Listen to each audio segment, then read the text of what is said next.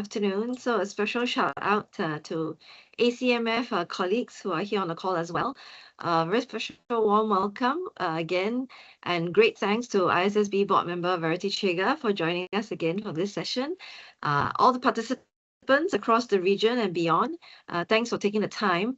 I'd like to thank everyone for joining us. It's a virtual session this time, and it's for the IFRS Sustainability Disclosure Standards. And today's session is for corporate preparers. So thank you very much for taking the time out of your busy schedules, I'm sure, to learn more about this really important space. Very pleased to hear that we have a really strong sign up and turnout. I think it could be a record actually in our trainings in the past 2-3 years. So bravo everybody. And I think the representation is really a good mix across geographies as well as a range of sectors and companies. So it's very heartening, I think, for the team and the ISSB team as well to see this progress. I'd like to also welcome members of the IOSCO APRC and your corporates as well. I think that to your credit as well to see this really good turnout today. Just to give a little background, so the ISSB and ACMF, we have a protocol. It's a dialogue that we have for a few years in place now. And under this arrangement, we do hold twice yearly technical training workshops, mostly virtual, but we do try and hold in-person workshops as and when we can. Usually there will be one at the end of the year, and we'll be able to extend that to ACMF members for sure. So we established this protocol in 2023. The aim is to facilitate capacity building focused on ISSB standards within the ASEAN sustainability reporting ecosystem. So I think we've run these training sessions for the past 2 years, and we've had a really good experience having the ISSB come and share about S1, S2, what it means, also sharing what the reliefs are. We also had opportunity for jurisdictions to do some updates on where they are. But I think this is the first session that we're holding in slightly different economic, I guess, environment. I think faced with the deepening global uncertainty and businesses like yours under pressure, I think you are very much spending time focusing on immediate concerns such as jobs, your supply chains, and deepening your reserves, right, in anticipation of potential shocks that will be coming your way. So all the more, thank you for the time and attention that you're paying to this area. So under these circumstances, I think it's not surprising that we do see or hear some voices to say, you know, the climate ambition has to be rolled back, or something that you have to think about, or, you know, at least thought about at a later stage.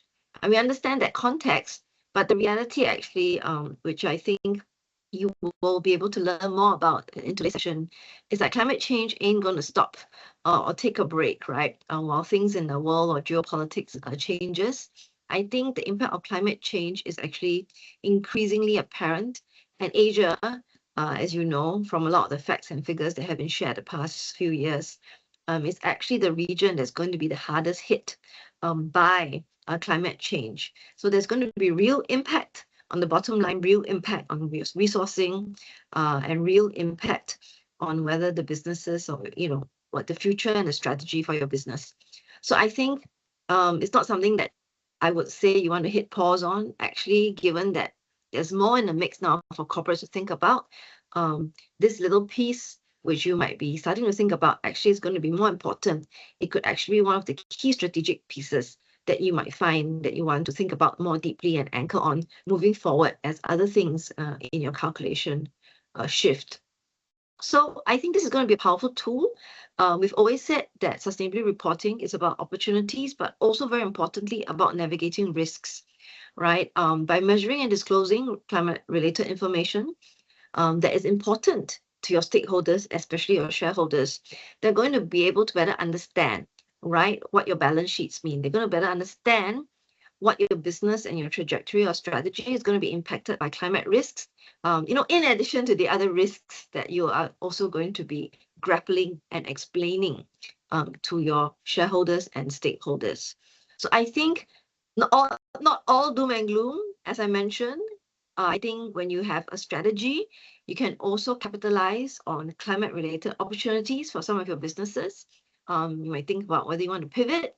You might think about this potential for you to have a narrative or potential to capture your shareholders' attention, something to actually explore, right? Because it might be also a differentiating factor, or even at the minimum, something you can say reassuringly to your stakeholders in this current climate.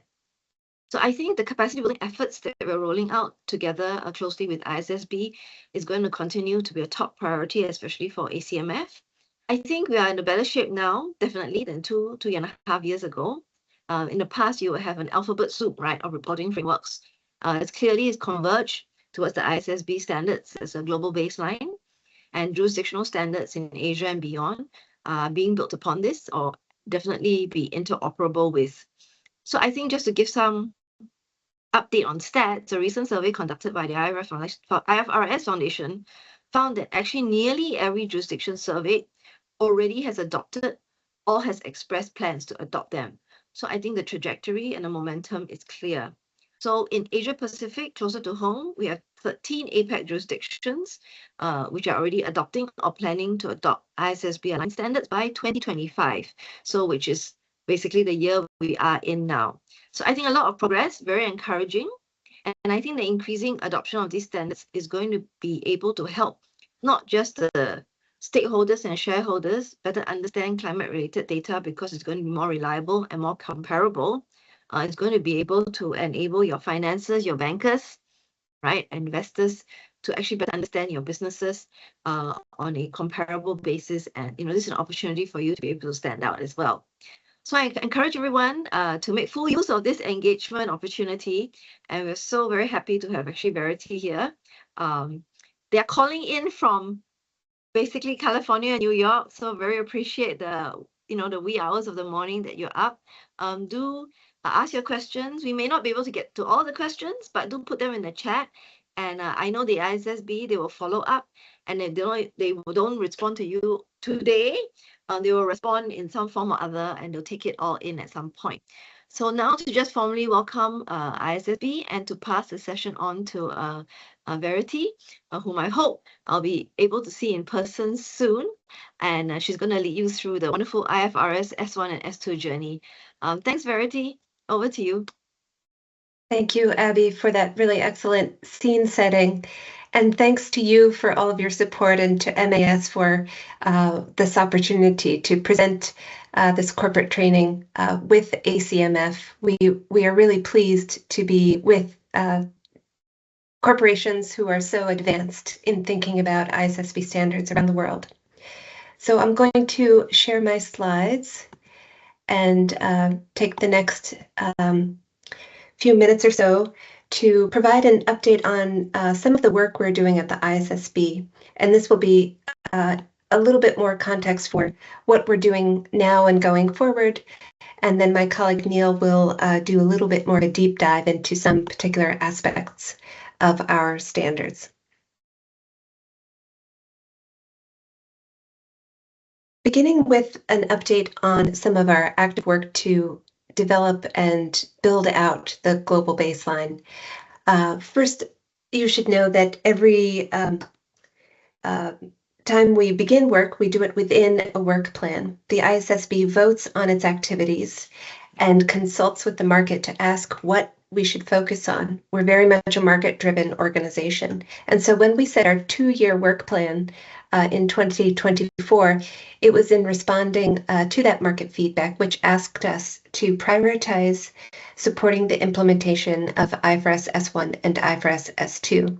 And that's why we're here with you today in one effort to help build capacity with corporates to help them understand and be able to apply the ISSB standards.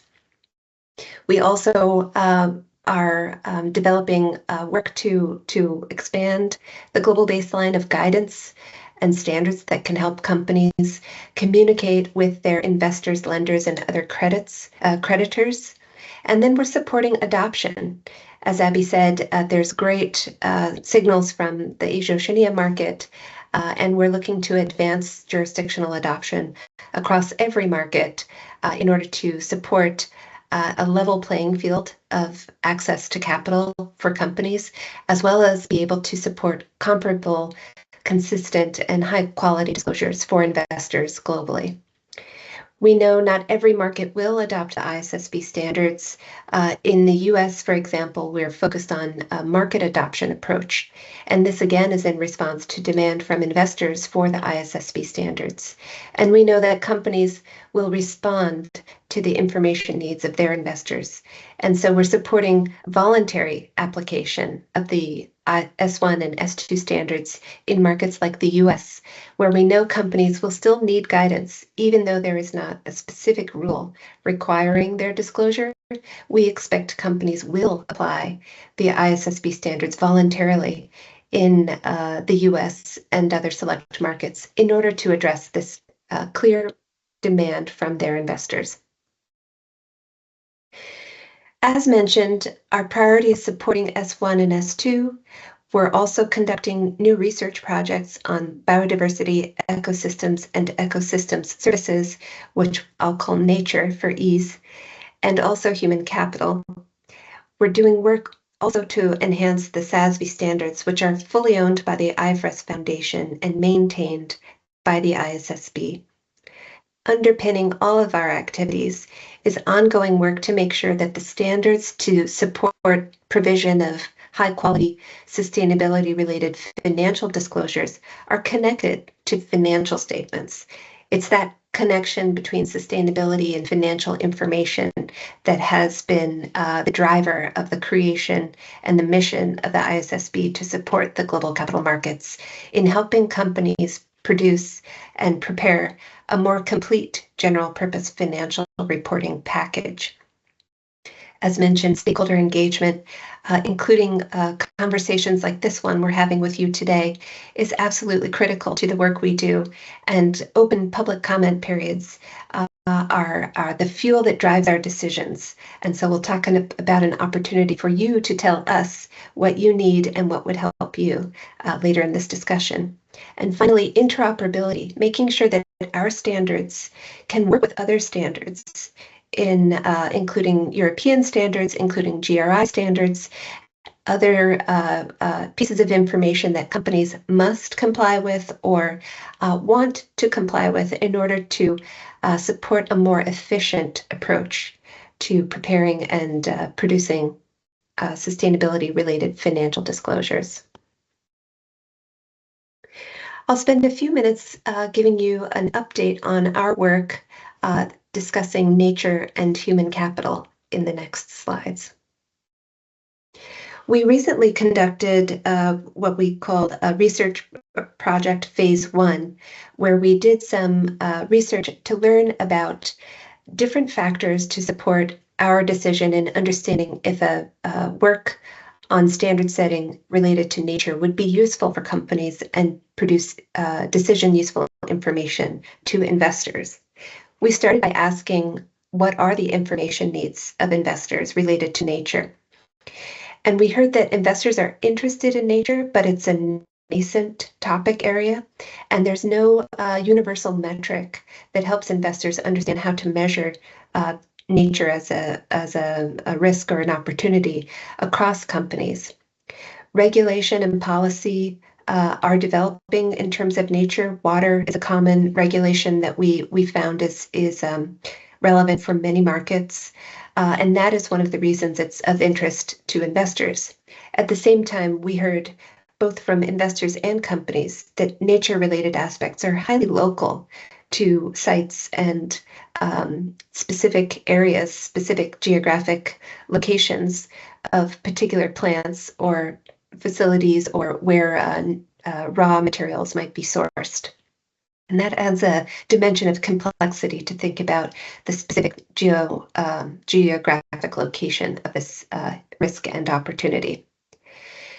We did hear strong interest and strong confirmation that investors view nature as very highly variable between sectors and industries, where the aspects of nature manifest differently for companies with different business models and operating with different activities.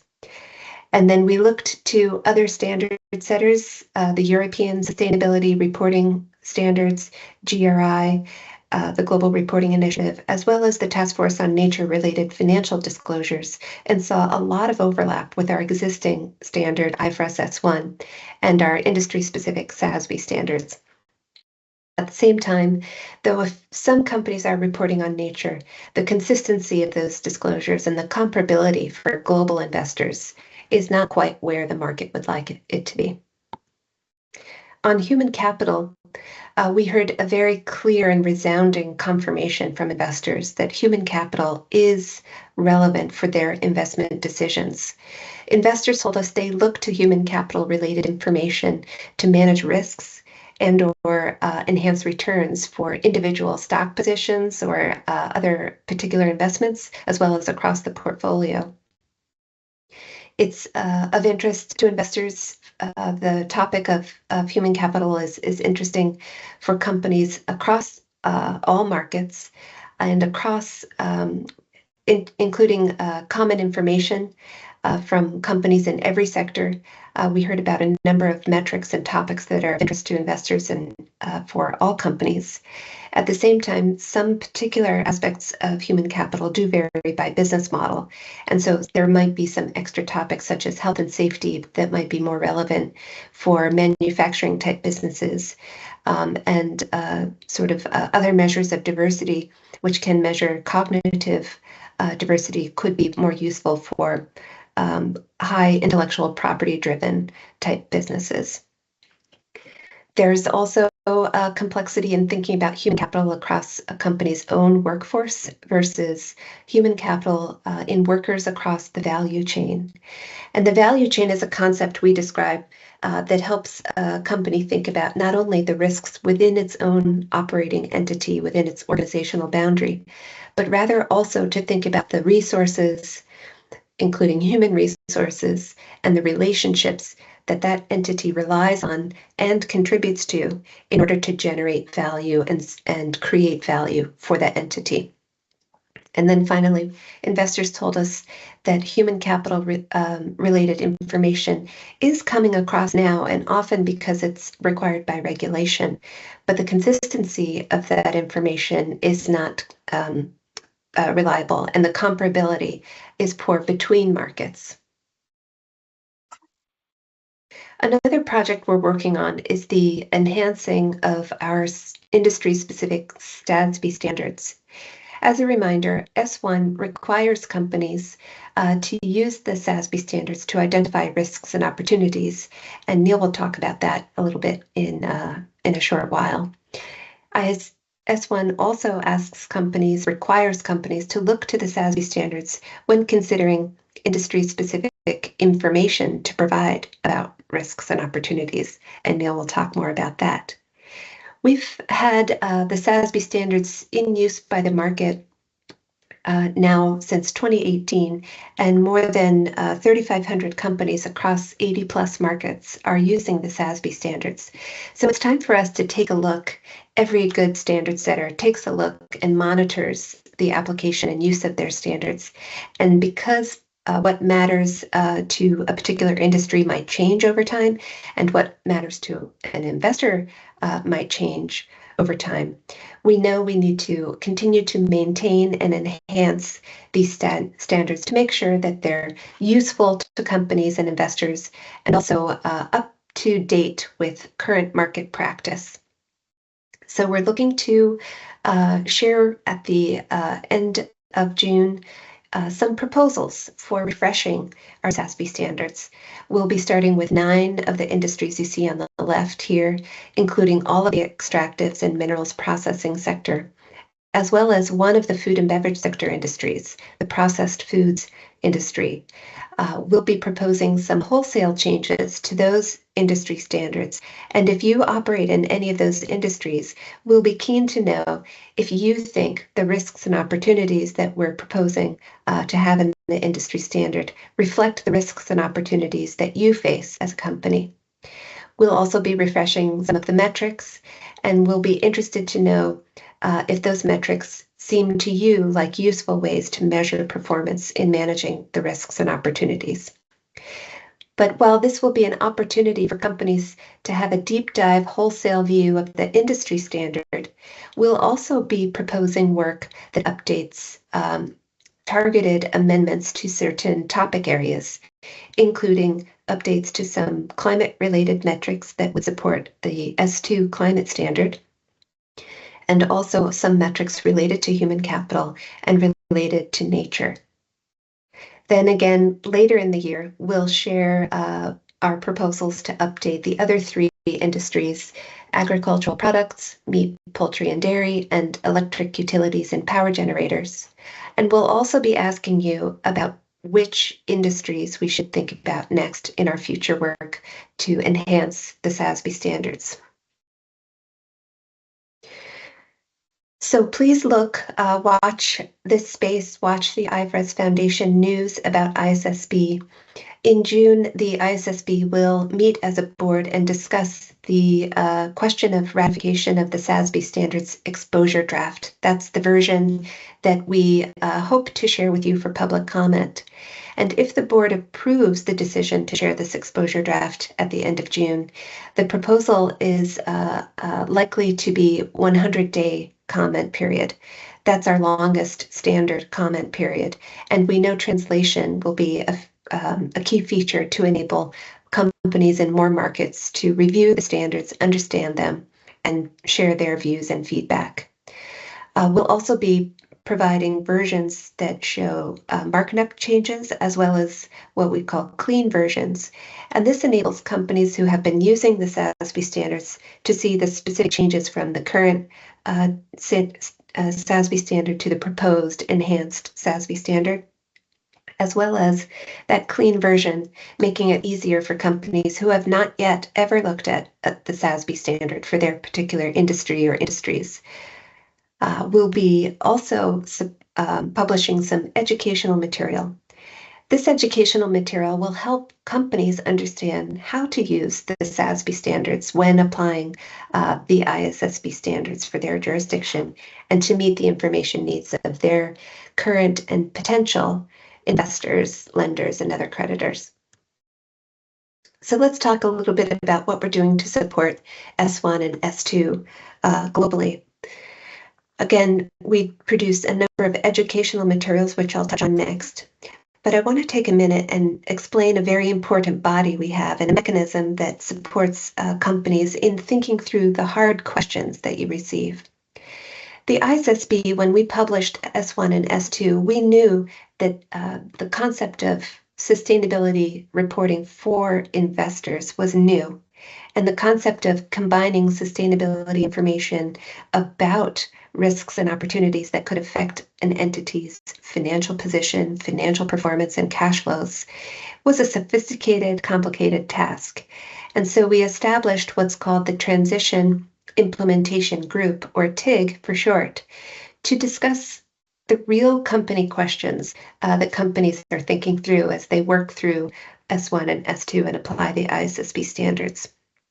When you go to our website, you can see past discussions of the Transition Implementation Group, papers that supported key questions we received from real companies around the market, around the global capital markets. And you can see the place where you too can submit a question for discussion with the Transition Implementation Group. Our technical team reviews all the questions and often provides answers, even when the Transition Implementation Group does not actively discuss market questions in their meetings and discussions. We welcome you to use this TIG mechanism and submit your question following the guidelines online. Some of the recent educational material we published includes topics you see here. We produce educational material in different formats because we know companies and other market participants consume information in different ways. So we provide both articles, fact sheets, webinars, and also slides to support preparers in understanding various aspects of the ISSB standards and how to apply them. We do have more material on our website that discusses proportionality mechanisms. So if you are eager for more details, at the end of today's session, you can go to our website and view more webinars and learn more about those features of our standards that make the ISSB standards easier for companies to apply. We also have detailed information about how to use the relevant parts of S1 when reporting climate-related information in accordance with S2. And this will be particularly useful for companies in Singapore and Malaysia, where both jurisdictions are taking a climate-first approach, but knowing how to apply the relevant parts of our foundational standard IFRS S1 is essential to effectively applying S2. We also have more guidance and source material on our website to help you think through topics about disclosing investor material information. And upcoming, we'll be providing some more support and educational material related to how to conduct climate-related scenario analysis to support your assessment of resilience to climate risks, as well as new educational material we'll publish in the coming months that talks about how to disclose aspects of your transition plans in combination with the S2 climate standard. All of these materials are available on our website, and I encourage you to go there and see the webcasts, webinars, educational materials, and the TIG, which are all meant to support companies in understanding how to apply the ISSB standards. So you may have heard that we are also having an open comment period right now, which is proposing some changes to IFRS S2, our climate standard. And some of you may be wondering, you just published the S2 standard, why would you change it? And the truth is, we heard from companies that were beginning to apply S2, and companies told us about specific and particular challenges they faced in applying S2. And the board determined that these challenges were pervasive and common enough across markets that we couldn't answer the challenges through educational material, but they were important enough that changing the words of our standard would make it easier for companies in more markets to apply S2. And this, in turn, would help investors get more consistent, comparable, and high-quality information from companies in every market. So we have an open comment period open right now, where we invite your views on specific targeted changes that we propose to our climate standard S2.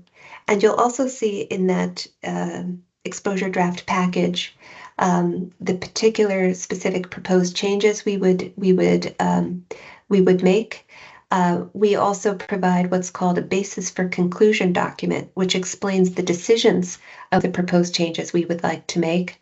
And these really are on balance, making sure that there's no loss of information to support investment decisions, but they are all reliefs or accommodations or proposals that make it easier for companies to apply the standards. And that's why we had a shorter comment period, a 60-day comment period, because we want to get these changes updated in the standard by the end of the year to bring these reliefs to companies as soon as possible. So the specific amendments will be available in this exposure draft package on our website, and they all concern greenhouse gas emissions. Very briefly, they apply to companies in particular jurisdictions where, in the case of number 4 here, companies that are required to use global warming potential values indicated by a jurisdictional authority or an exchange. We heard that companies, I should start with S2 requires companies to use global warming potential values from the latest IPCC assessment report. And this is used to convert constituent greenhouse gases to CO2 equivalents for comparable disclosures according to S2. We heard that some companies were required by their jurisdiction to use specific global warming potential values. And so we propose a change to allow those companies to use that particular jurisdiction required GWP value and still to be able to apply S2. So let us know if that would make things easier for you. There's another jurisdiction-related relief that we already built into S2. And here I'm referring to number 3. So the S2 climate standard requires companies to use the Greenhouse Gas Protocol corporate standard for measurement of greenhouse gas emissions, scopes 1, 2, and 3. But today already what's baked into S2 is a relief for those companies which are required to use a measurement method for measuring greenhouse gas emissions that is different from the Greenhouse Gas Protocol. S2 already allows companies who are required to use a different method to be able to use that different method, and that is what we call a jurisdictional relief. So we would, the change we propose in this exposure draft is proposing to allow companies to apply that jurisdictional relief, whether it's the whole global reporting entity that is subject to the jurisdictional requirement, or whether it's a part of the entity which is exposed to that jurisdictional requirement. So let us know if that would make things easier for you to be able to use that jurisdictional relief in whole or in part. Now, points 1 and 2 here apply to companies that operate in specific industries. So number 1 applies to companies that operate in asset management, insurance, and commercial banking industries. S2 requires additional information from companies in those 3 industries related to Scope 3, Category 15 greenhouse gas emissions.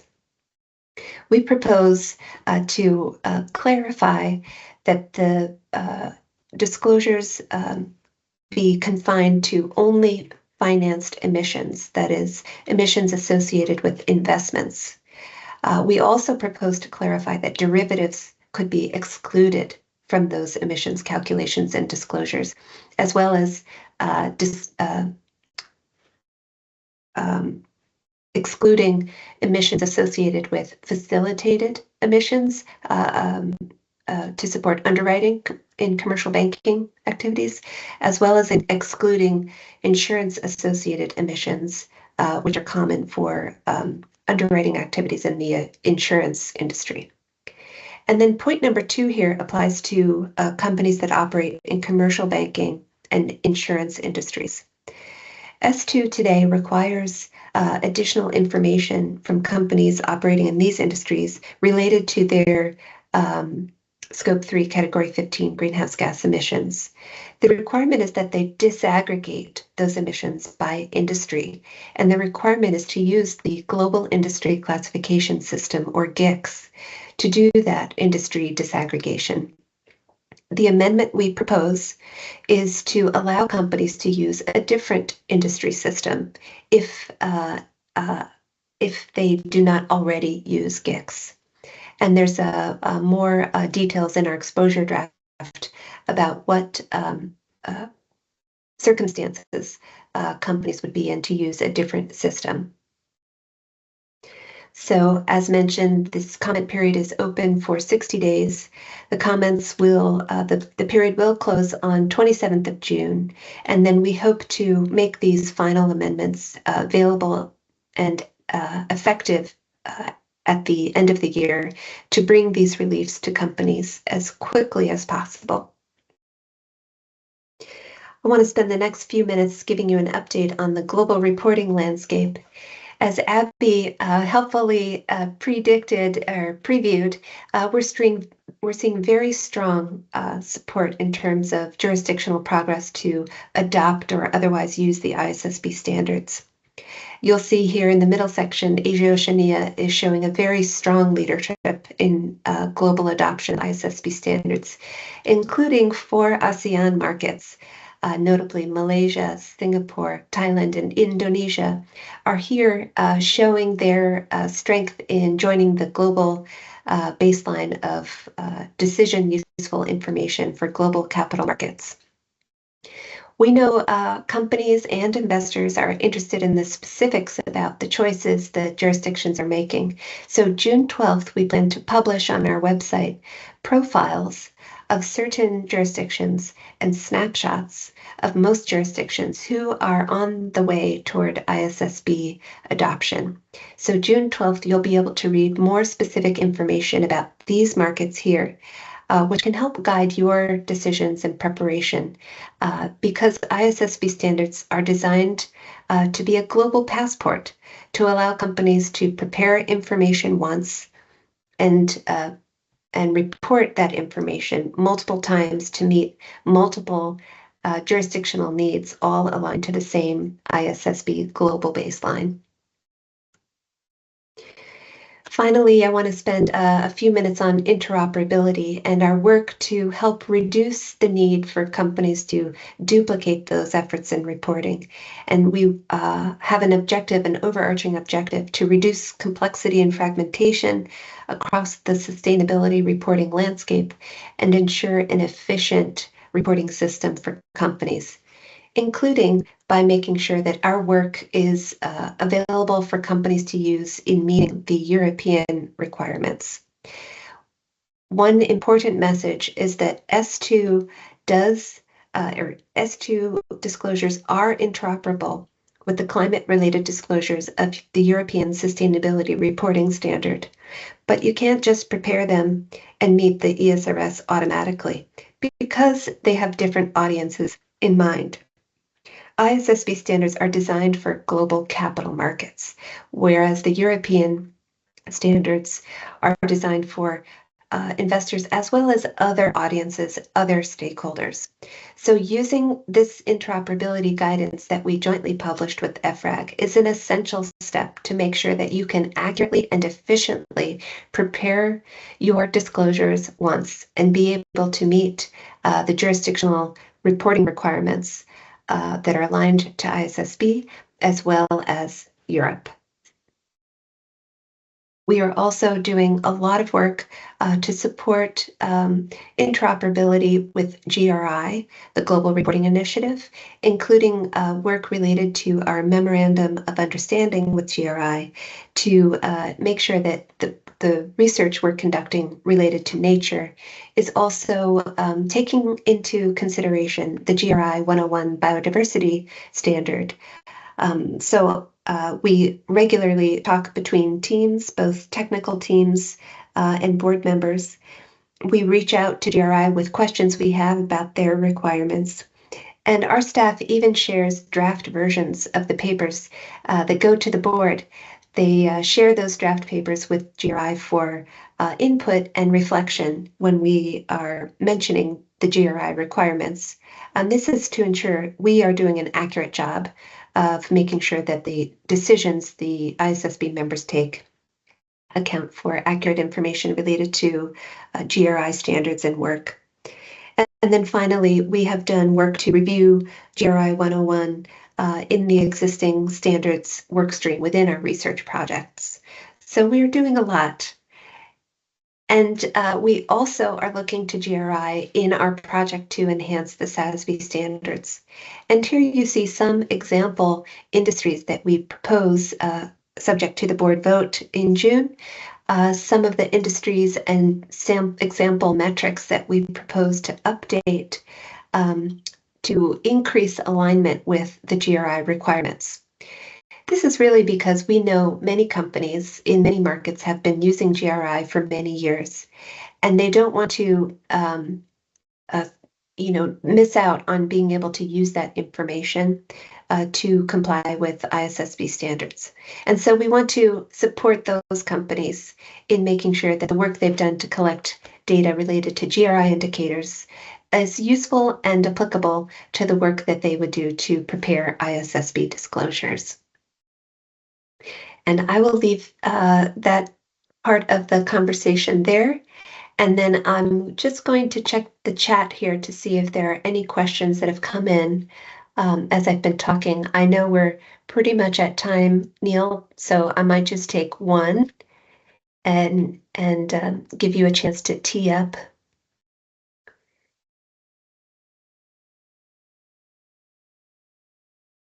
Perhaps, Verity, given we're behind time, I could go ahead and we'll pause for Yes, questions after the first part of this.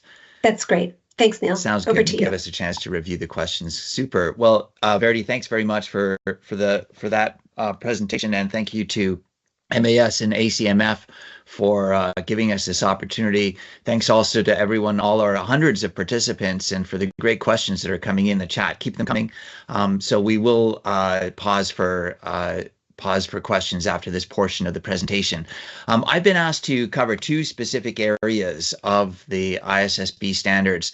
And so here's what we're going to talk about today. We're going to look at the definition of material information and how that's applied, including understanding, identifying sustainability-related risks and opportunities, and then how to disclose material information about those risks and opportunities. And then after questions, we'll go to part two, looking at proportionality mechanisms and transition reliefs, and really how those underpin effective implementation. So let's get right into, first of all, materiality and risks and opportunities. And I want to start really by bringing us back and grounding us in the overarching objective of the standards of IFRS S1 and S2. So S1 asks for disclosure of information about sustainability-related risks and opportunities to meet investor information needs.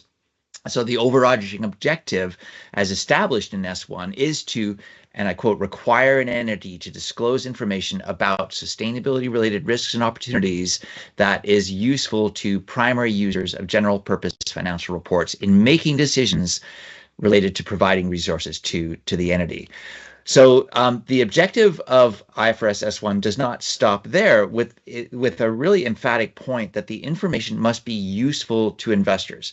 It also specifies that you must disclose information about all sustainability-related risks and opportunities that could reasonably be expected to affect the entity's cash flows, its access to capital, its access to finance, or cost of capital over the short, medium, or long term. So to understand the scope of information required by the ISSB standards, these are the two key phrases to focus on. This is what we're going to zero in on here. All sustainability-related risks and opportunities that could be reasonably expected to affect the entity's cash flows, its access to finance, and so on over the short, medium, and long term, and information that is useful to primary users. So focusing on that first phrase to start with about risks and opportunities that could reasonably be expected to affect the entity's prospects, which is how we would say it more succinctly. Notice it does not say all sustainability-related risks and opportunities, period. Risks and opportunities that could not be reasonably expected to affect the company's prospects are not included in the disclosures under ISSB standards.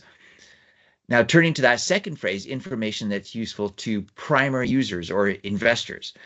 Once you identify a sustainability-related risk or opportunity, you do not need to report every possible piece of information that you have about that risk or opportunity. The information required to be disclosed is that which is useful to investors when making decisions about providing resources to the entity. In other words, the information that a particular entity must provide is that information which is material. So materiality then is a really important filter for reporting using the ISSB standards. Investor materiality, to be more specific. The first level then is thinking about what risks and opportunities, that is identifying the relevant risks and opportunities reasonably expected to affect the company's prospects. The second level is identifying what information, what material information to disclose about those risks or opportunities. Now, a lot of what I'm talking about today has been written about extremely helpfully and extensively in this paper that came out in November. So a guide to identifying and disclosing material information, identifying risks and opportunities, and then identifying the material information to disclose about them. So I highly recommend this paper. Let's go into now in more detail about those two levels, identifying the risks and opportunities, and then following that, the material information. So it's important to be really clear, and again, rooting it back in the information that investors need. We need to be really clear about why sustainability-related information matters to investors. This sets us up for identifying the risks and opportunities. So S1 explains that information about these sustainability-related risks and opportunities is useful to investors because a company's ability to generate cash flows over the short, medium, and long term is inextricably linked to the interactions between the company and its stakeholders, the society, the economy, the natural environment throughout the value chain. So together, a company and its resources and the resources and relationships up and down the value chain form what we call an interdependent system in which the company operates. And the company's dependencies and impacts on those resources and relationships give rise to its sustainability related risks and opportunities. So this really, S1, builds on concepts from the integrated reporting framework. It really helps companies articulate how they rely on, how they use and affect different types of resources and relationships, whether those are financial, social, human, natural, capital, and so on. So to create, preserve, or erode value for investors over time. So let's dig deeper still into what are sustainability related risks and opportunities. They refer to the effects that a company faces or is likely to face in the future due to its dependence on and impacts on a range of resources and relationships. So the risks and opportunities arise throughout the value chain and can affect to various degrees the entity's prospects. So to unpack this, think of there being 4 underlying concepts that are useful to not only understand what sustainability-related risks and opportunities are, but also how to identify those that really matter to your business. So those concepts are value chain, resources and relationships, dependencies and impacts, and then finally this concept of could reasonably be expected to affect the company's prospects. Now, as a side note here, while the ISSB standards call them sustainability-related risks and opportunities, we may also refer to them informally as sustainability topics or matters or issues or similar terms. So let's start with the value chain and understanding the scope of a company's value chain, including its operations. So this is the company and its operations, and then upstream, downstream value chain. And it's critical to identifying those issues, the risks and opportunities that could affect the company's prospects. So S1 defines value chain in part as the full range of interactions, resources, and relationships related to the company's business model and the external environment in which it operates. So to determine the scope of its value chain, a company would consider both its business model, that's aspects of its operations that, creating value, generating cash flows, and its external environment. So that could be external conditions and events that affect the company's operations. So say an example, you have an electronics manufacturer. His business model is basically selling products through third-party vendors. So when identifying risks and opportunities, the company has to consider whether its dependence on those vendors in the value chain create risks and opportunities. But the company also has to consider its external environment. Perhaps there are regulations around electronic waste, which would affect the company's operations. So you can see that in thinking about the company and its value chain, you need to consider both the business model and the external environment. And remember that external environment doesn't just mean something completely external to the company. A third-party vendor is external to the company, but nevertheless part of the business model. So the external environment broadly refers to those external conditions like regulation that affect the company's operations. Now, to determine the scope of the value chain, look at what the company uses and depends on throughout the full life cycle of a product or service, right from conception to manufacturing to delivery to consumption to end of life. And then also look at the interactions, resources, relationships all along the way, including those along the supply, marketing, distribution channels, as well as then financing, geographical, geopolitical, regulatory environments, in which the entity operates. So this starts to present the full picture. And the next concept then is, underlying risks and opportunities is resources and relationships. Right throughout that picture that we've just started to construct. So a simple way to think about the range of possible resources and relationships is the diagram on this slide. Different resources and relationships include human, intellectual, financial, natural, manufactured, social. When thinking about them, you can see all the examples here. It's important to keep in mind that they can be, again, internal, such as the entity's workforce, or external, such as the materials and services the entity needs to access. So, for example, a company's workforce is internal and a human resource. Now, resources and relationships are include, but are not limited to those recognized as assets in the financial statements. Say there might be an asset like a patented production method that's recorded as an intangible asset.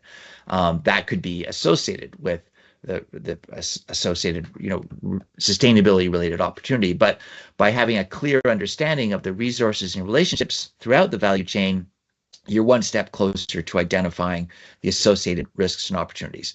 So you consider what internal resources and relationships does the company depend on? Again, human resources or intellectual property and so on. And what external resources and relationships does the company depend on? Again, raw materials, natural resources, supplier relationships, and so on.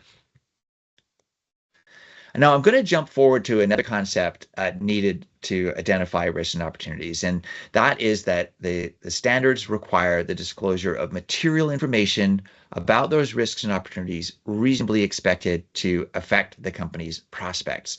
So let's break that down. And first of all, reasonably expected. This is essentially an assessment of how likely it is that an entity's prospects could be affected by a particular risk or opportunity. And when the standards refer to an entity's prospects, it's referring to the effects of a risk or opportunity on the company's cash flows, access to finance, cost of capital. Now, important point here, expected by whom?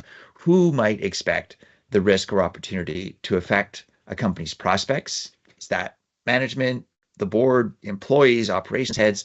No, in fact, here again, bring this back to the objective of the standards in meeting the information needs of investors. It's investors. So, management might have thought about or determined that a risk or opportunity won't affect a company's prospects, but investors in the company, in that industry, may be reasonably expected they may reasonably expect that it will. So the company should report on it. Just the fact that a risk or opportunity is not relevant could be material information. So it's investors that may reasonably expect a risk or opportunity to affect the company's prospects. That's what to key in on. Now I'll talk a little bit about how to identify risks and opportunities a little bit more. And companies often have established processes for identifying risks and opportunities. And the ISSB standards do not require an entity to use a specific or different approach or method to identify them, but the standards do require that you use specific sources of guidance to identify such risks and opportunities, and the use of them varies a bit between them. Applying these requirements results in the identification of risks and opportunities, again, reasonably expected to affect an entity's prospects. So if we look at this here, the very first one is apply ISSB standards. So, for example, look to S2 for climate-related risks and opportunities. The next one is a company must refer to and consider the applicability of the topics in the SASB standards. So again, those topics or risks and opportunities in the SASB standards that refer to, consider the applicability in the risks and opportunities that you're going to report on. And then furthermore, we've also provided other help. You may consider the CDSB framework, application guidance, the work of other standard setters if it's focused on investor needs, as well as look to industry and regional practice. So this is where these are all helpful sources of guidance to identify those risks and opportunities. Moving on now, a really important point before we leave this topic, S1 specifies that when the company is required to make this assessment, or really when it's necessary to reconsider assessments, say there's a significant event or significant change in circumstances, a company must reassess the risks and opportunities throughout the value chain. So this is a regular process. It's not one and done. All right, so we've established that first level of identifying risks and opportunities. Just a moment, we went back. And now we're going to go on to the material information, the next level above that.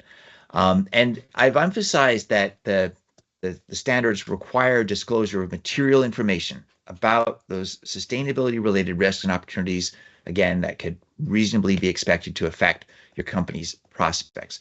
So after you've identified those risks and opportunities, the next stage is determining what information about them to disclose. Now, a reminder again, paragraph 18, S1, defines material information. That's information is material if omitting, misstating, or obscuring that information could reasonably be expected to influence decisions that primary users of general purpose financial reports make on the purpose of those reports. So we're moving now into information that could influence the investor decisions, right? So we're not talking about things that influence the prospects of the company. It's now information that could influence investor decisions. And that's the same definition of materiality as the IFRS accounting standards.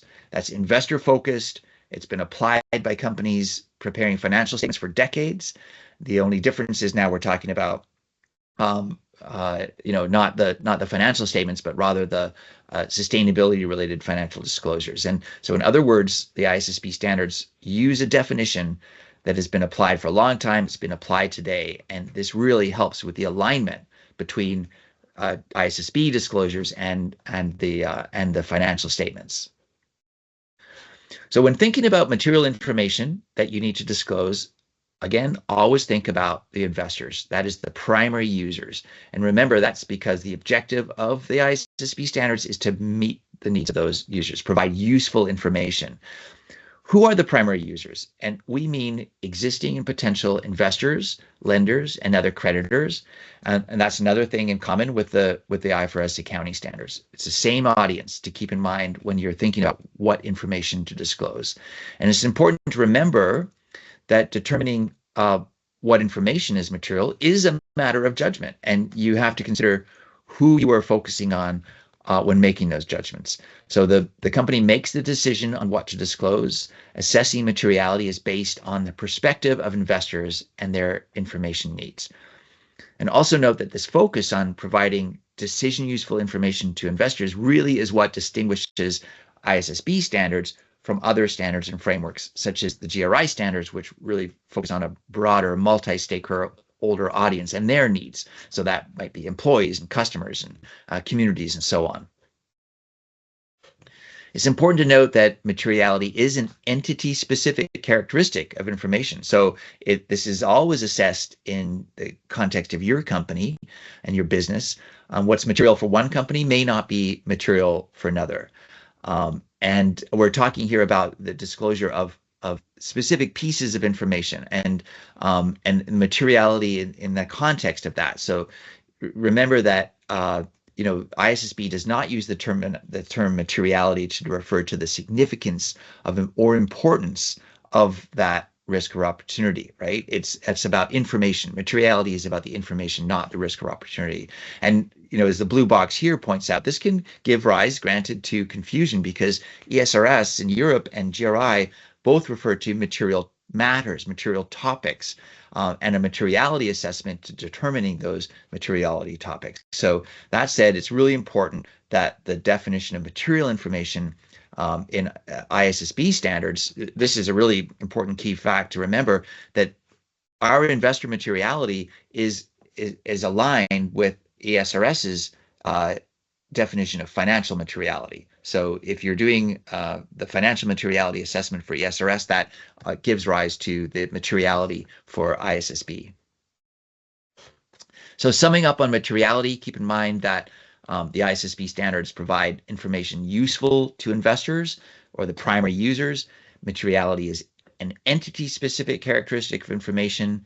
And when making those materiality judgments, the question isn't simply, would an investor find the information useful? But you really have to consider whether it would influence decisions that that investor is making, a stock picking or voting decision. Would it change whether that investor would invest or the price that they would pay, right?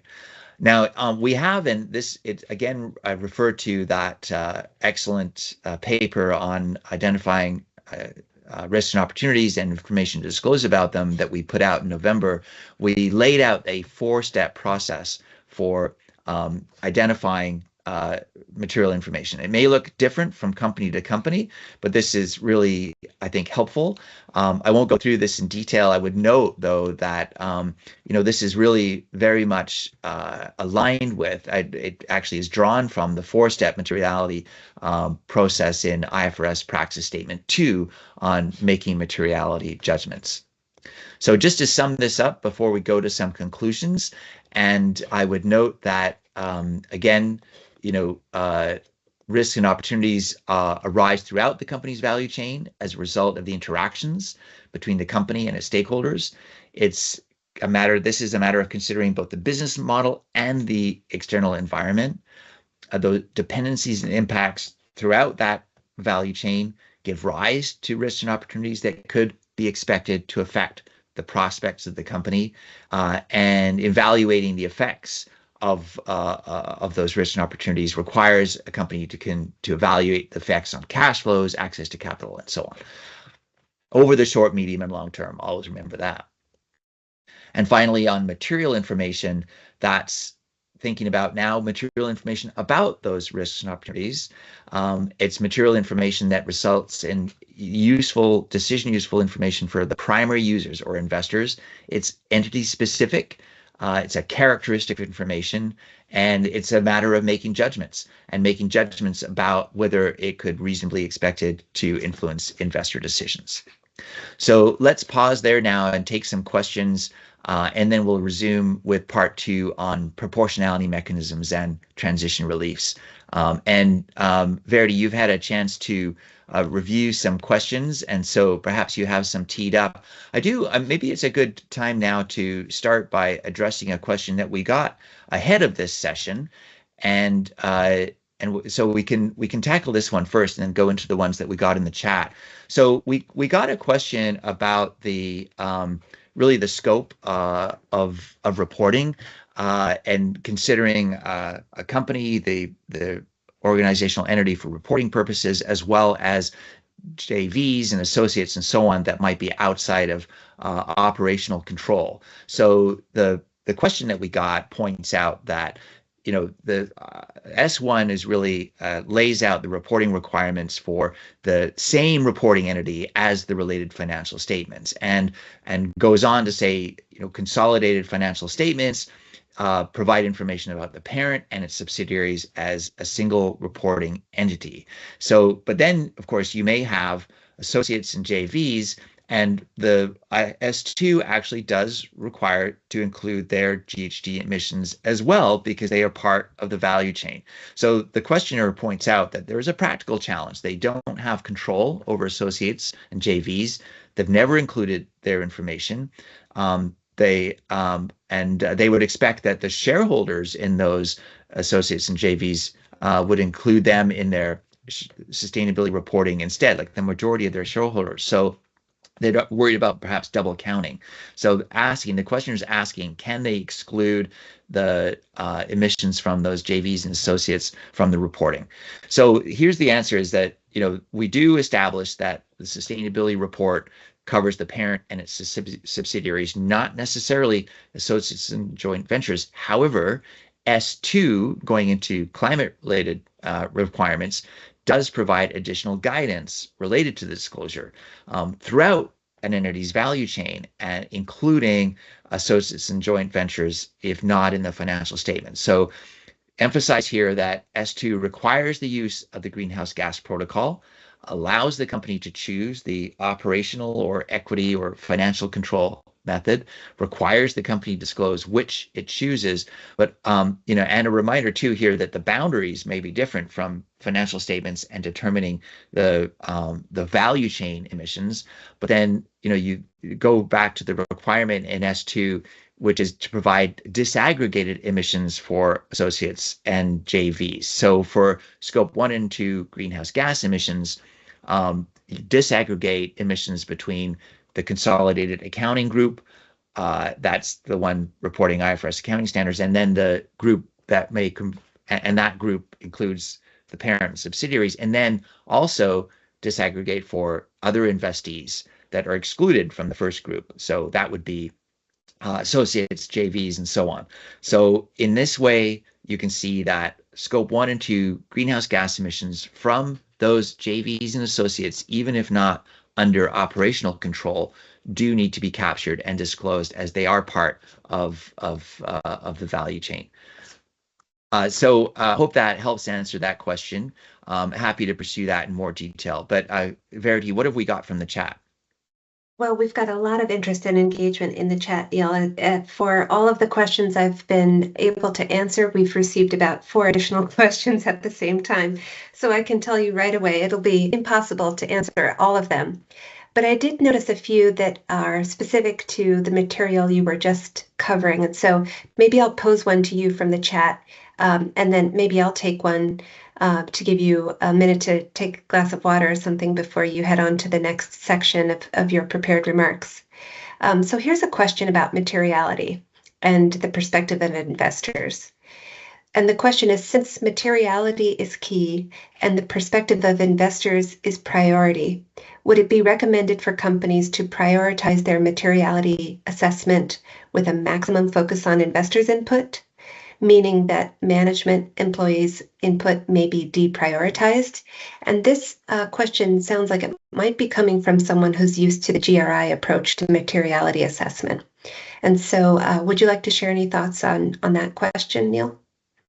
Yeah, sure. And I saw a related question that is asking, actually, is a materiality assessment involving external stakeholders required, right? So this is something also, not just GRI, but certain companies have been starting to look at for Europe and CSRD, right? Which actually requires engagement with external stakeholders to assess materiality. So that is not a requirement of the ISSB standards. But again, going back to thinking about investor needs, one would assume that a company talks to its investors, right? And so we would hope that in considering an investor needs, there's certainly an ongoing dialogue and an awareness of what those investor needs are. Great. Here's another question. We have disclosed, this is about identifying risks and opportunities. So we have disclosed climate change risks and opportunities. Can these be considered part of sustainability risks and opportunities since they fall under the environmental aspect of ESG? I would say yes, and I wonder if you want to provide any additional sort of reaction or color to that question. Well, I'd say most definitely yes. I mean, this is exactly what we're seeking to standardize, to provide a global language to discuss, all sustainability related risks and opportunities in general, but most definitely those coming from arising from climate change and the transition to a lower carbon economy. Those are, definitely risks and opportunities that companies are including in their ISSB reporting. Yeah. And then here's a couple questions about materiality assessment. There is a specific reference to double materiality. So maybe we can say a few more thoughts on that process. And maybe I'll kick it off. So the question is, how should companies reconcile differences between IFRS S1's investor-focused materiality definition and broader stakeholder expectations in jurisdictions with mandatory double materiality? Here, I would like to state that one important conclusion and decision that was made by the European regulator EFRAG was to ensure that the financial financial materiality side of the double materiality definition that is unique to Europe, that financial materiality definition does fully overlap with the IFRS Foundation materiality definition. And that's important, not only because European companies apply IFRS accounting standards and need that same continuity of definition of materiality for investors, but also because it enables the interoperability so that companies can use S2 and also use the interoperability guidance that we jointly published with EFRAG in order to meet the European requirements. One important aspect of materiality that Neil mentioned is to avoid obscuring information. So making sure that your material information is not covered up or hidden by additional information for additional stakeholders. That is an important aspect of making sure that S2 information can comply with the European ESRS and in a double materiality context. The ISSB disclosures need to be separately identifiable, and some companies have talked about doing this by highlighting or separate disclosures, rather a separate section of their disclosures, which clearly state that they are aligned with the ISSB disclosures. Is there any other question you saw in the chat you want to tackle? I think there's a couple of areas that we should address that came in a number of questions. And the first is early on when you were talking about nature and human capital, we got a few questions about pointing out that these are there's not necessarily universal metrics that apply right across different industries. You pointed this out, Verity. You talked about the locality, the industry specificity, and so the question here is as the financial effects and are very difficult to benchmark across economies and across industries. And this applies to nature as well as human capital. And so, Verity, maybe you want to address that and coming back again to why do investors need this information, right? Like, we're not trying to establish some kind of universal rule of nature or human capital, but rather give investors the tools, the information they need to compare, often very simply, one company to another in the same industry, right? That's right. So that the information that we develop for ISSB standards and the SASB standards are meant to support that comparability that investors do. They benchmark a single company against its global industry peers, for example, or might assess a particular company against other market peers to understand how an individual company would be attractive for allocating capital. It's also important to know that ISSB does not do any benchmarking. However, in identifying metrics, we understand that companies would routinely look to their industry peers, their competitors, to see what other information their peers are disclosing to their investors. This is actually a permitted and approved source of metrics according to S2. That said, we think we've taken out some of the guesswork by putting lots of cross-cutting metrics and industry-specific metrics in our climate standard S2, which takes the guesswork out for companies in understanding what information is likely to be material to their investors. We developed those ISSB standards with ongoing market consultation, not only from companies, but from global investors, to understand what information would likely move the needle for their investment decisions. So in that way, we have both provided a more proportionate and accessible, understandable way to provide comparable information to support a company's own benchmarking activities as well as investors in assessing individual entities for investment. Great. Okay. Now, thanks, Verity. And maybe one final area to address, and that's multi-industry reporting. So we talked about the sources of guidance, including the SASB industry standards, and we should point out too that the S2 has its own built-in industry guidance. And so we got questions, and this is a common question that we get, particularly in the Asian region where there are a lot of conglomerates, and asking here about, isn't it too much effort and resource to report right across all the different industries a company might be in, or if a company has two or more industries, should it just focus on the one that provides the most revenue? So could you address that from a SASB point of view of how to use multiple industry standards?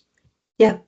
So of course, entities that have complex business models have exposure to different industry activities.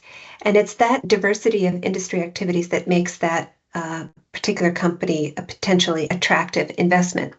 At the same time, those different activities might expose that company to multiple types of risks and opportunities.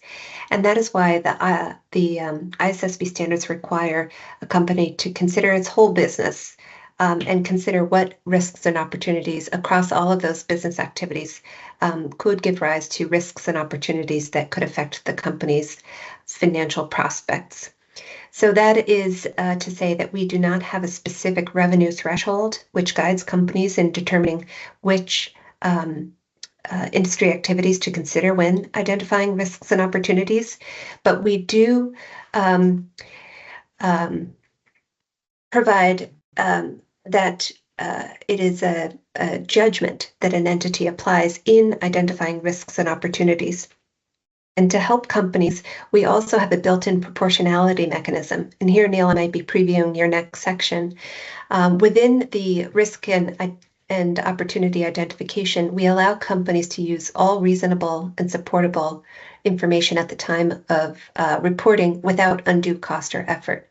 And this gives companies the ability to use the information that's available in thinking about the risks and opportunities without expending an unreasonable amount of effort or cost in exhausting all of the potential risks and opportunities associated with each of the business activities or industries in which it operates. So focusing is another aspect of judgment that the company will perform in order to prepare concise and clear and understandable disclosures. We recognize that this is hard to do, but really we recognize that companies are the best experts in doing it for their own facts and circumstances.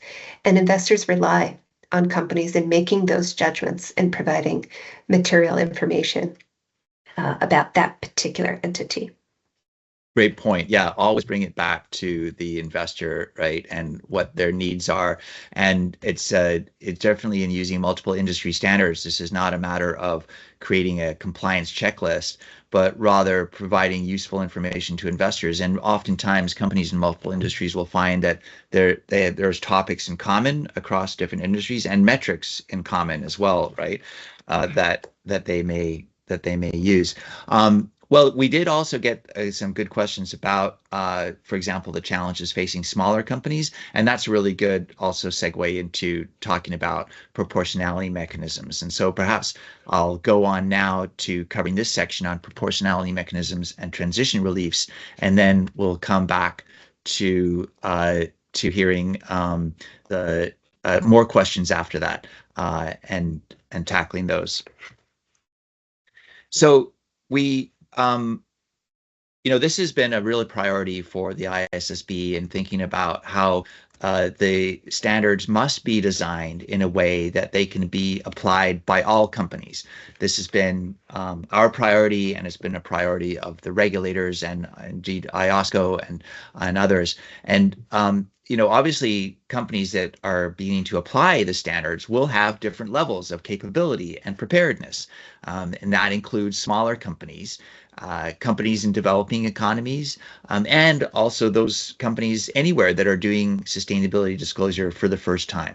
So to support them, the ISSB standards are equipped with these features that ease the burden of disclosure. They provide enough time for companies to transition their practices, and these are referred to as proportionality mechanisms and transition reliefs. And as I start to explain these, it's important to note that they do apply to specific requirements in S1 and S2, where the ISSB, again, through market feedback, has identified where the greatest challenges are likely to exist. They're not applicable to all requirements in the standard, so remember that.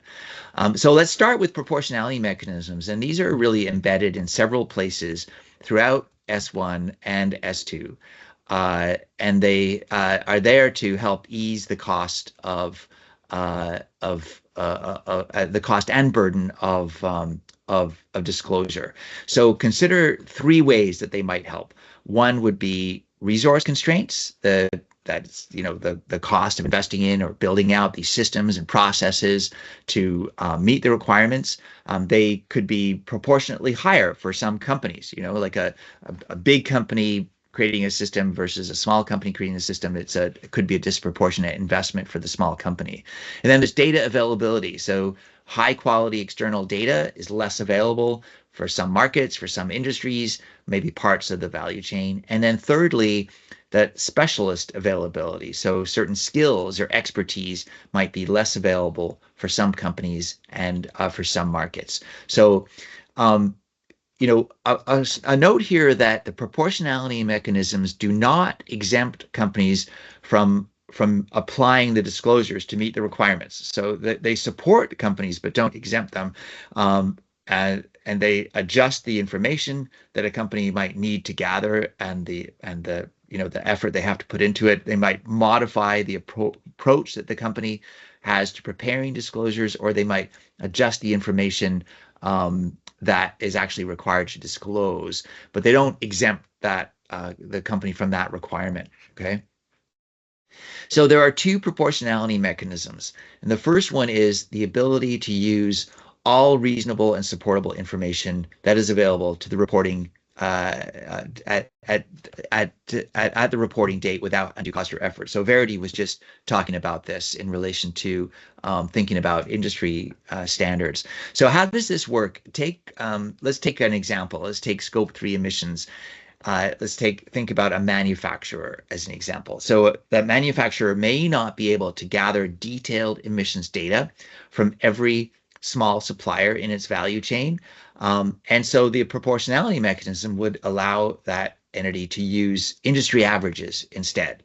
And in the circumstances wherein this proportionality mechanism applies, it establishes, one, the type of information to consider, so that's reasonable and supportable information available at the reporting date, and two, the effort required to obtain such information, so without undue cost or effort. So you'll need to assess what constitutes undue cost or effort in obtaining that information. So, as an example, companies are not required to conduct an exhaustive search for all information, but should use that reasonable and supportable information available at the reporting date.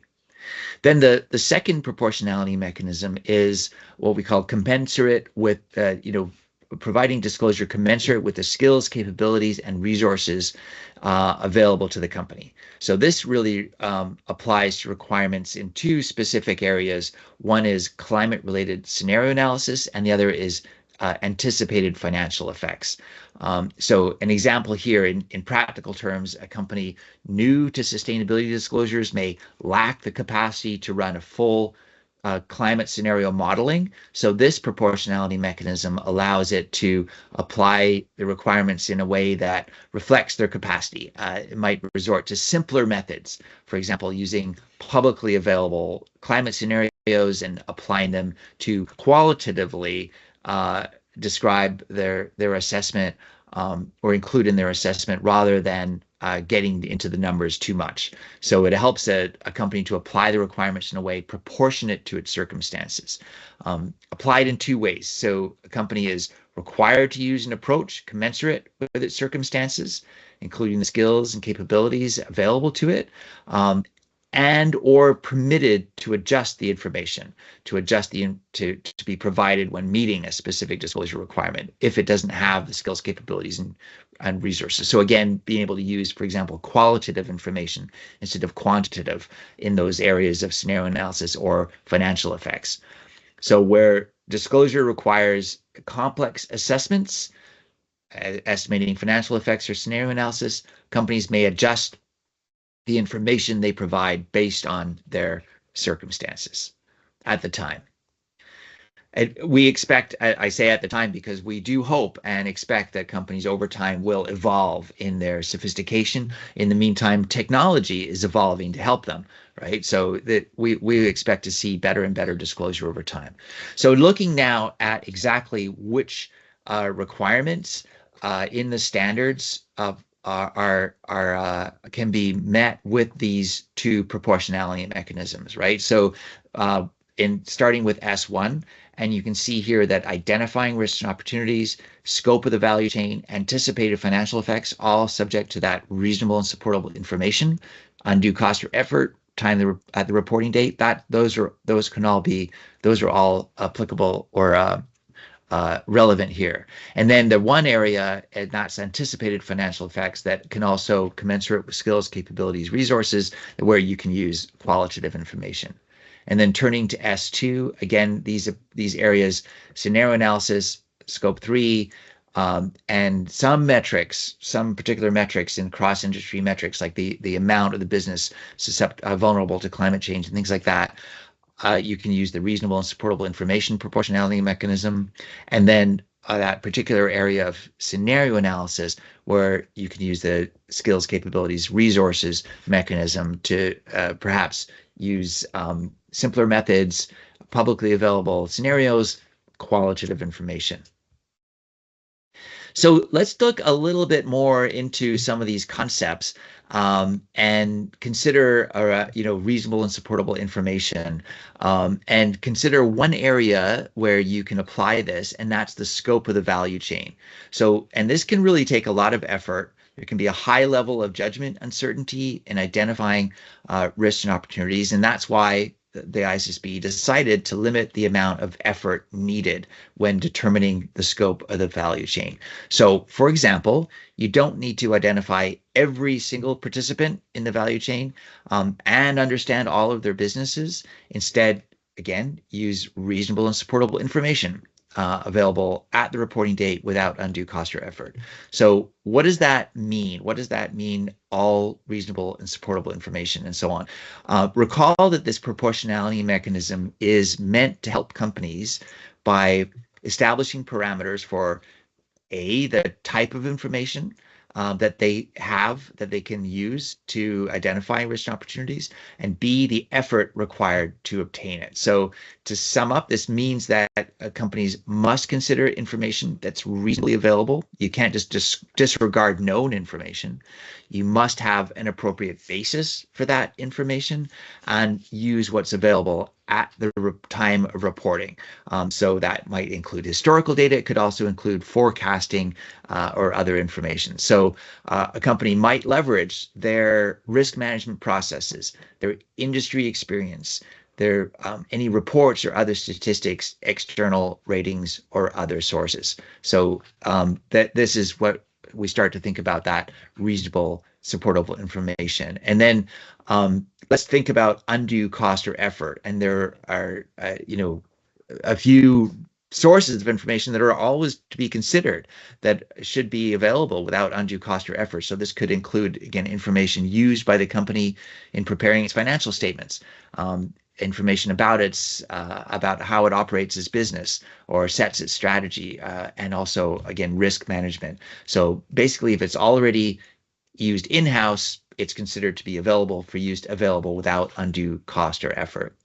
And then you can start to think about what constitutes undue cost or effort based on the circumstances of the company. So, and regardless of those circumstances, determining what crosses in that line into undue cost or effort requires really a consideration of the actual cost or effort required to apply the requirement and the benefits of providing the resulting information. So what is considered undue will be different for different companies. For example, a large, well-resourced company is different from a smaller entity with limited resources.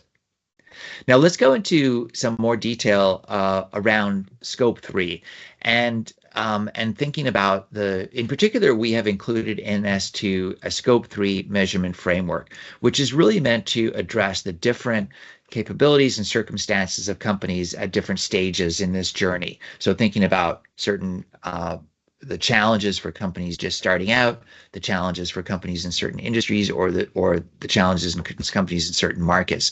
So the requirement to disclose Scope 3 greenhouse gas emissions really reflects the importance of that information in describing the risks in a company's value chain to really inform investor decisions. Investors often call this a proxy for transition risk assessment.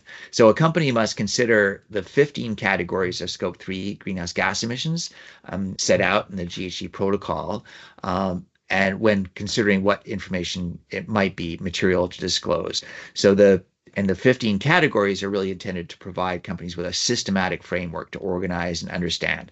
And I'm sure everyone's familiar. This includes categories from purchased goods and services, use of sold products, right through to financed emissions that Verity talked about earlier, particularly for financial institutions.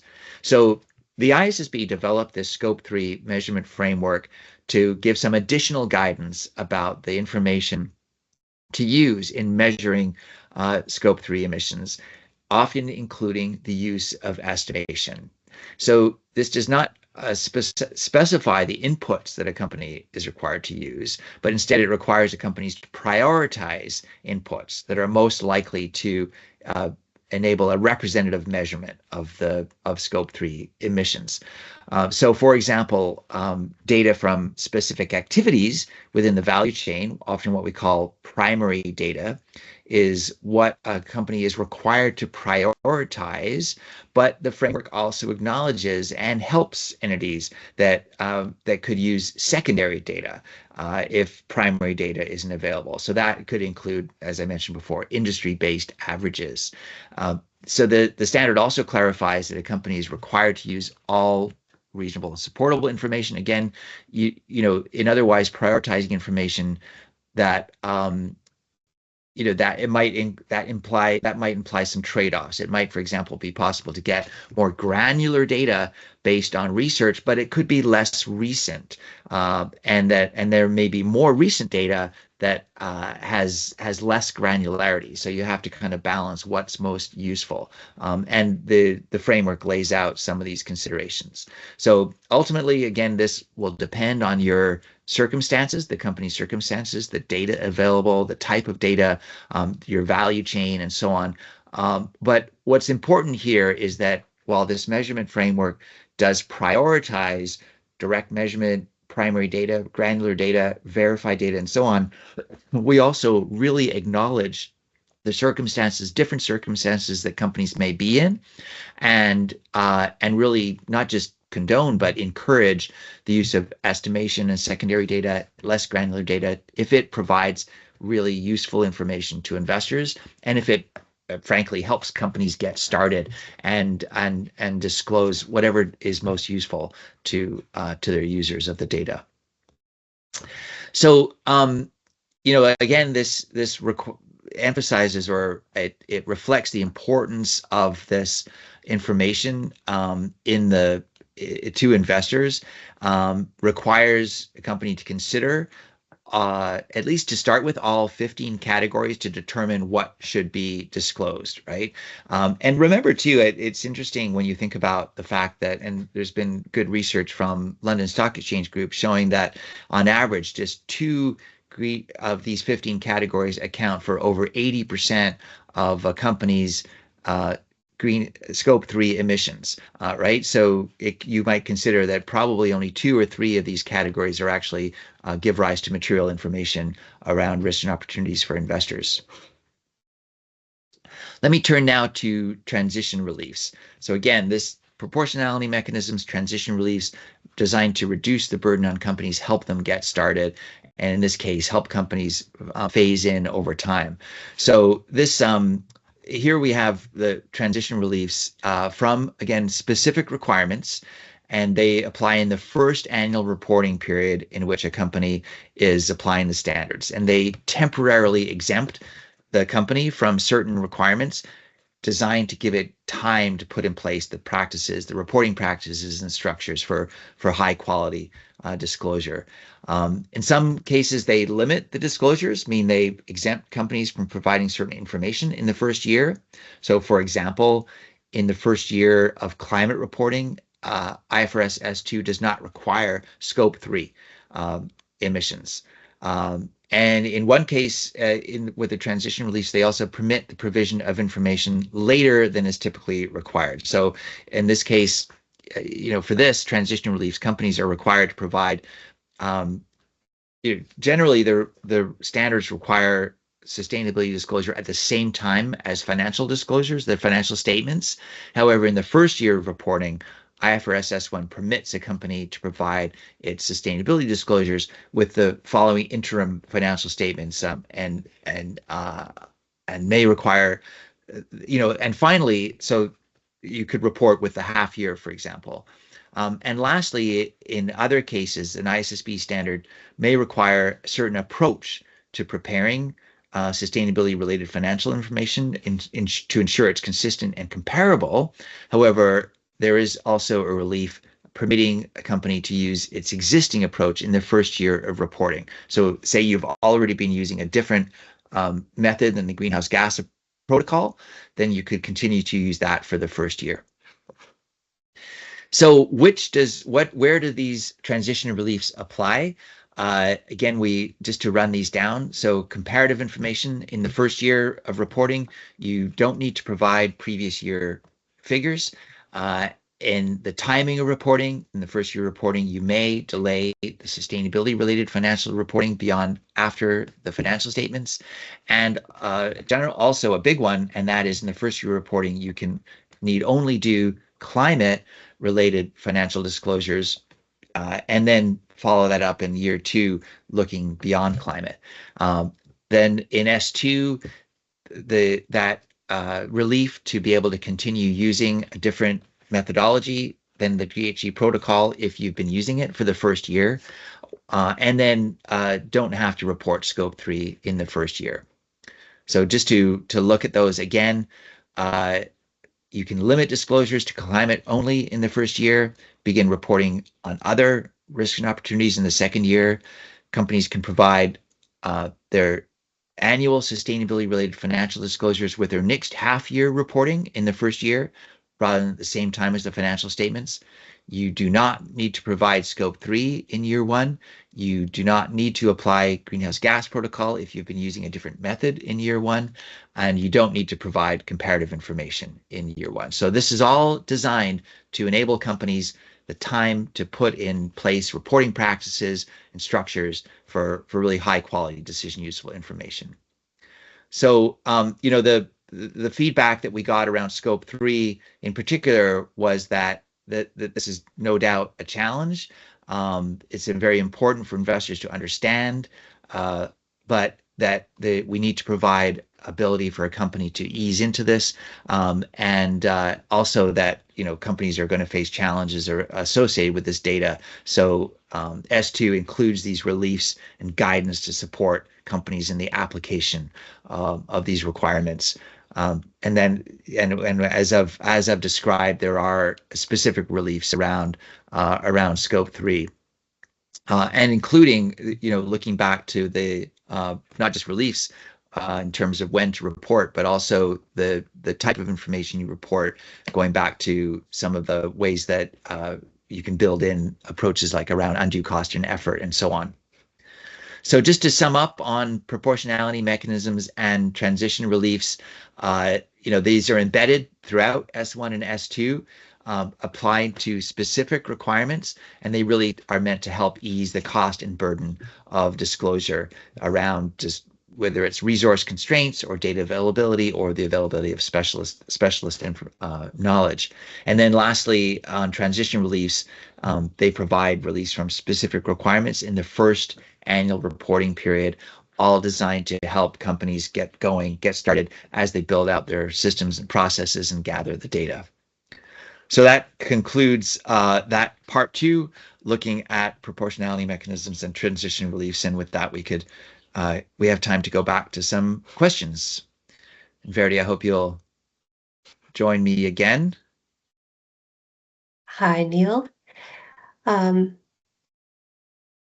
I think it might be worthwhile taking a few extra minutes to go back over those Scope 3 proportionality reliefs. If you would take another minute to just repeat the Scope 3 reliefs. A number of comments in the chat here are asking about how can the standards support companies with less experience performing scenario analysis, for example, and preparing Scope 3 disclosures. And so Sure. maybe So focusing on the Scope 3 first. yeah, absolutely. And scope 3, you've got different reliefs and mechanisms in play here, right? So first of all, let's just think about the reliefs, the transition reliefs. So first of all, plain and simple, in your first year of doing climate reporting, you don't need to do scope 3, right? You can start in year 2. And another relief that I didn't go into in detail, but this is really important for scope 3 and really helpful, and this is not just a transition relief. This is actually considered a permanent relief. That is the ability to use information from companies in the value chain with a different reporting cycle. So one very common example of this would be in financed emissions, right? Where an investor is using GHG emissions data from companies in their portfolio with say a 12-month lag, right? So you're using the previous year's data to inform your current year's financed emissions reporting. And that's acceptable, right? As long as you use the same length of reporting period and the most recent available. And that could apply to also other entities in a company's value chain, say suppliers or customers. And then we talked about the support that we provide through proportionality mechanisms for scope 3, including the use of reasonable and supportable information available at the reporting date without undue cost or effort. And we talked also about the measurement framework, the scope 3 measurement framework, which, while it prioritizes primary data, actual activity data from your supply chain, may also include estimations and say industry averages and other ways to use secondary data, indirect data to provide useful information to investors. And I also like to emphasize here again, bring it back, ground it in what do investors need to know? Do they need to know some exact number, or do they need to know where is the risk? How are you managing it? And what is the direction of that is going, right? Is it getting better or is it getting worse over time? Yeah. Then this is an interesting and practical question about skills, resources, and capabilities, that proportionality mechanism that you described. And there's a question here about what qualifies someone as a specialist in case a company might assess its own skills, resources, and capabilities as insufficient to prepare the information, and they might need to engage an external advisor or a specialist. The question is, are there specific required qualifications according to the ISSB standards, or do the ISSB standards require certain certifications or specific training involved? And the short answer is no. Do you want to add anything there, Neil, about sort of the practicalities? Well, sure. Yeah. As you say, the short answer is most definitely no. We do not get at all that prescriptive generally. And it would be up to it's up to, again, the company's own circumstances, the resources available, whether that's resources to have the internal capability or be able to engage external expertise. I would note that there may be, I wouldn't exclude the possibility that in the technical protocol of the SASB industry standards or the S2 industry guidance, that there could be certain areas where there would be around certain specific metrics, certain reference to accreditation. But let's not go into such detail here. But generally, as you say, no. Yeah, this is another area of judgment.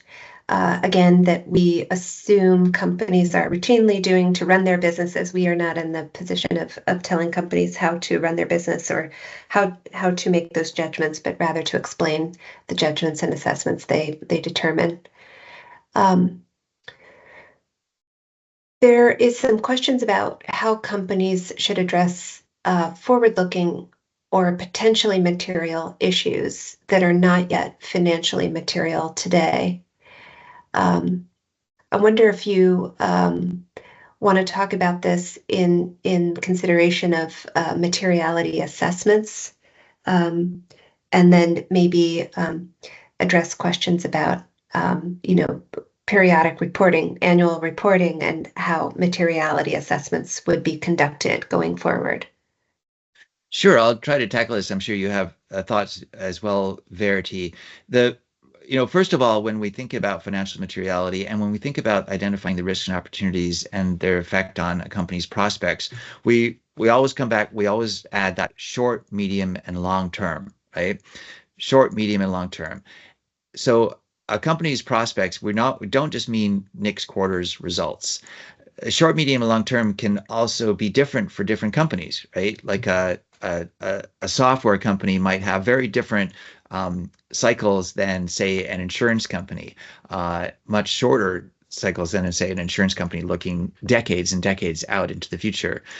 Similarly, investors themselves might have different time horizons and in different industries.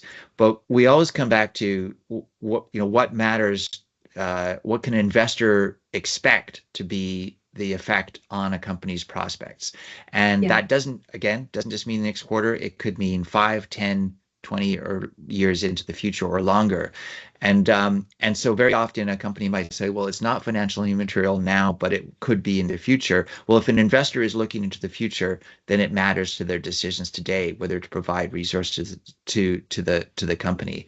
And then in terms of materiality assessment, we do expect, the ISSB standards do expect this to be regular, right? Like to be refreshed each year. There are certain other areas in the standards that don't require an annual assessment, like, for example, scenario analysis, but certainly the materiality assessment would definitely depend on a company's circumstances from year to year, often changes that may happen through mergers or divestments and so on.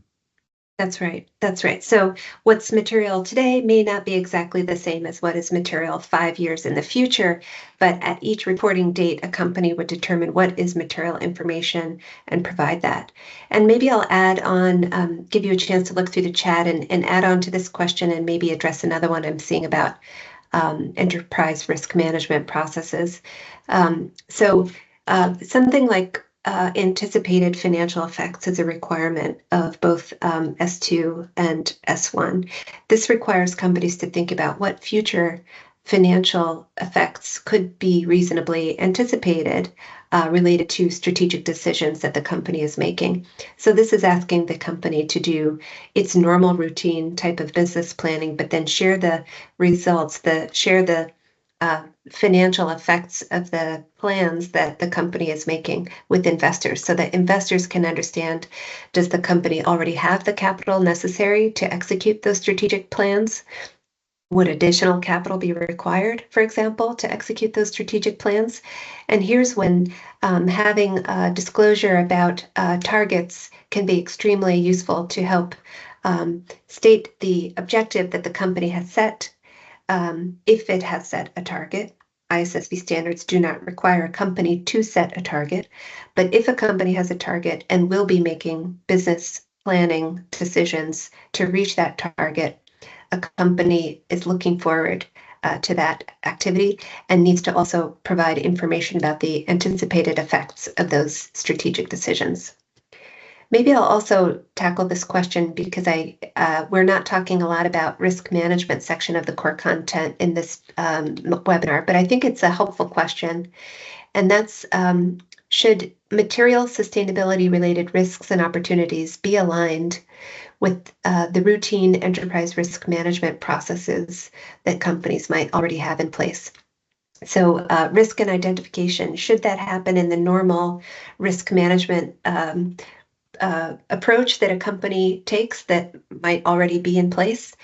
And I think for efficiency, a company would certainly consider that. The ISSB standards require a company to state if it is part of the normal risk assessment processes that management team has in place. This is also related to governance because investors routinely want to know, what is the governance for overseeing risk and opportunity identification? What is the process for reviewing those risks and opportunities over time? What is the process then for making sure that the part of the routine risk management and risk identification systems also account for sustainability related risks and opportunities? So that's a good question that fits in to the risk and opportunity identification section. Is there any Great. question that caught your eye, Neil? Well, I see one of the newest ones. I see that that our colleagues have been busy answering a lot of the questions directly, as have you, Verity. But one of the most recent ones is about the use of carbon credits and certificates. And maybe it's good to emphasize here that that the ISSB standards do provide some detail around what to disclose around the use of carbon credits. We require, for example, that if a company discloses a net emissions target, that they also report the gross or absolute as well. And then there is certain information around the credits, that the carbon credits or other offsets that we ask to be disclosed. So that's right. Information such as whether they're validated and other information that helps investors understand the robustness of those credits. Right, exactly. So, this question goes into some detail about whether a credit could be applied to company A or company B, certain ways that they're different, measured or assessed. But again, it always comes back to, is this useful information to investors to assess whether about a company's targets and progress towards those targets, and any emissions reduction or other measures such as credits, and how useful those are.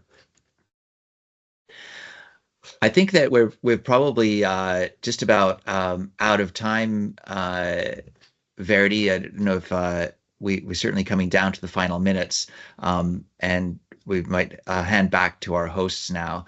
But again, thanks for it's good working with you, and thanks for all this busy question answering, and also to our colleagues behind the scenes. And also want to say thank you again to MAS and ACMF for this really great opportunity.